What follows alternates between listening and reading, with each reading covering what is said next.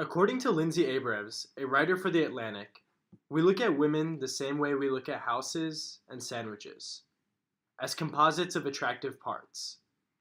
Few would argue that the objectification of women in media is a real thing, and has been over numerous decades of media. But understanding this phenomenon and its issues starts with understanding what objectification is. So, what is it, and why should we care? Objectification, as defined by dictionary.com, is to present an object, especially of sight, touch, or other physical sense, make objective, externalize.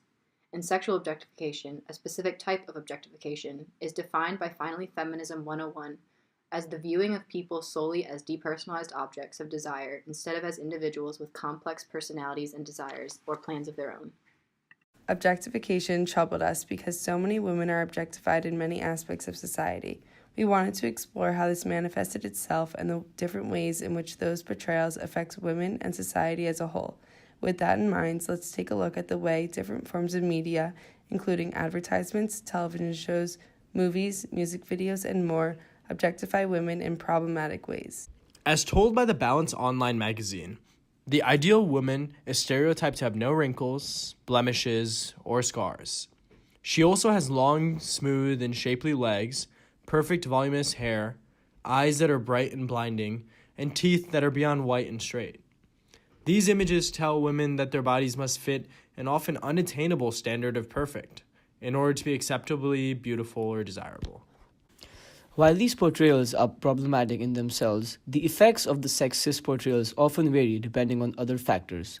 Specifically, having other types of minority backgrounds combined with being a woman changes how misrepresentation is felt. Research has shown that women who are exposed to the thin ideal often portrayed in media may react differently to these images. Specifically, white women, who are often the ones depicted conforming to the thin ideal, thought more poorly of themselves than black women exposed to the same images, perhaps because black women did not view thin white figures as relevant comparisons to their own bodies. Additional research shows that women who are fat are discriminated against and face other disadvantages in society compared to smaller-sized women. And overweight women, but not overweight men, face significant disadvantages in employment and income, education, romantic relationships, media depictions, and more. We propose that these disadvantages and discriminations may stem from the negative depictions of overweight women in the media, as media is often where people look to form opinions and views about our world. While regular objectification is bad, objectification can be especially sexist and problematic when it becomes sexual objectification, a common practice in all forms of modern media. These horrifying images and clips typically depict women scantily dressed and displaying their bodies in provocative manners, highlighting their sexual appeal and physical traits, as in this advertisement for Carl's Jr., a fast food restaurant chain. This clip from Transformers is another good example. As we can see, Megan Fox is trying to be counter-stereotypical by demonstrating advanced knowledge of cars and engines. But the camera only focuses on her exposed stomach, back, and breast the whole time as she leans over the engine. This depiction is problematic because it sends the message that women, even intelligent and capable, are to be valued more for their bodies than for their minds or other attributes. So, where do we go from here? The effects of misrepresentation in media go beyond just media. Portraying women as inferior perpetuates sexism in society, such as pay gap and discrimination.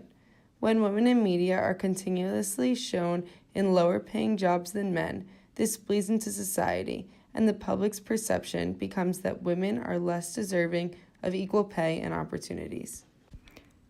Our solution to the objectification problem is twofold.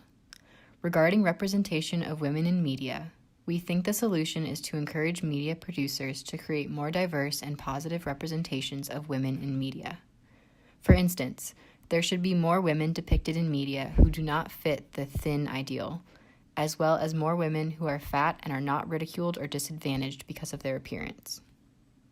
We think that as people are more informed about the effects of misrepresentation of women in media, society will demand change. Most people are not completely malicious, rather, they do not understand how powerful the misrepresentation of women in media is. Furthermore, we propose that we should educate people about what objectification is and that it exists. In this lesson, we believe it would be beneficial to include the different ways women of different identities, such as race and class, could be objectified, so that the audience can recognize objectification in media and call it out as improper. If they call it out and are very vocal in why objectification is a problem, eventually the media companies will be forced to stop portraying women in objectifying ways. While eventually forcing media to stop portraying women in objectifying ways sounds like a monumental task, it could actually start quite small. In fact, it already has. To address this issue at U of M, for instance, we created this video as a PSA, outlining what objectification is and how it affects individuals in society. By showing this video in classes, or perhaps distributing it to the student body through social media or some other similar outlet, our CR group is contributing to a possible solution. The time for change is now. For years, women have not been provided equal opportunities to those given to men in society. Media has played on this inequality and furthered it through the misrepresentation of women. Think about how this affects your mother, your sisters, your daughters, or friends. Would you want the people closest to you to be objectified? No woman in society deserves that, and it is our responsibility to demand change in this misrepresentation of women in society. So now go. Be the change. One person can really make the difference, and it all starts with you.